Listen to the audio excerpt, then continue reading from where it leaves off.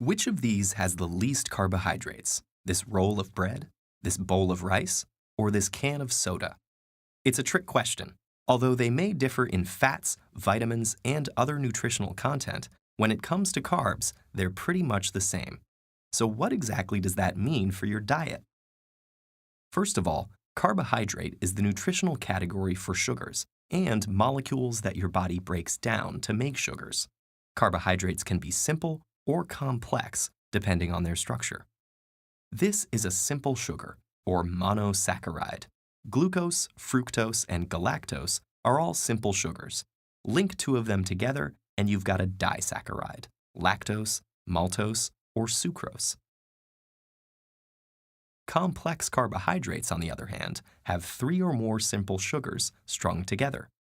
Complex carbohydrates with 3 to 10 linked sugars are oligosaccharides. Those with more than 10 are polysaccharides. During digestion, your body breaks down those complex carbohydrates into their monosaccharide building blocks, which your cells can use for energy. So when you eat any carbohydrate-rich food, the sugar level in your blood, normally about a teaspoon, goes up, but your digestive tract doesn't respond to all carbohydrates the same. Consider starch and fiber, both polysaccharides, both derived from plants, both composed of hundreds to thousands of monosaccharides joined together, but they're joined together differently, and that changes the effect they have on your body. In starches, which plants mostly store for energy in roots and seeds, glucose molecules are joined together by alpha linkages, most of which can be easily cleaved by enzymes in your digestive tract.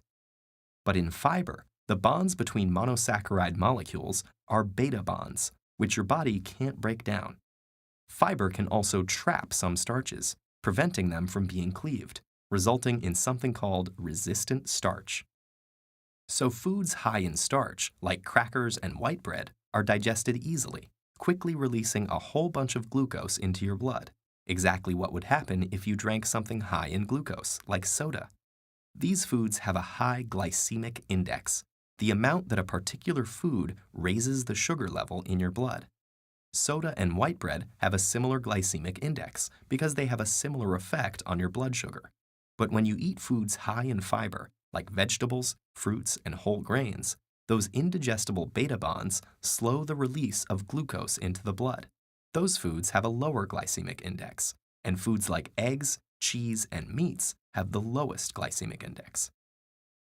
When sugar moves from the digestive tract to the bloodstream, your body kicks into action to transfer it into your tissues, where it can be processed and used for energy. Insulin, a hormone synthesized in the pancreas, is one of the body's main tools for sugar management. When you eat and your blood sugar rises, insulin is secreted into the blood. It prompts your muscle and fat cells to let glucose in and jumpstarts the conversion of sugar to energy. The degree to which a unit of insulin lowers the blood sugar helps us understand something called insulin sensitivity. The more a given unit of insulin lowers blood sugar, the more sensitive you are to insulin. If insulin sensitivity goes down, that's known as insulin resistance. The pancreas still sends out insulin, but cells, especially muscle cells, are less and less responsive to it. So blood sugar fails to decrease, and blood insulin continues to rise.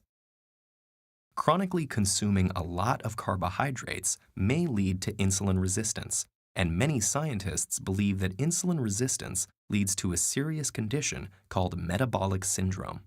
That involves a constellation of symptoms, including high blood sugar, increased waist circumference, and high blood pressure.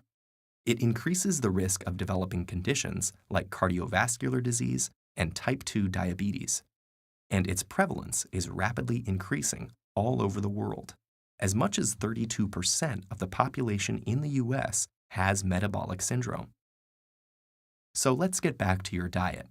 Whether your food tastes sweet or not, sugar is sugar, and too many carbs can be a problem. So maybe you'll want to take a pass on that pasta, sushi roll, pita burrito, donut burger sandwich.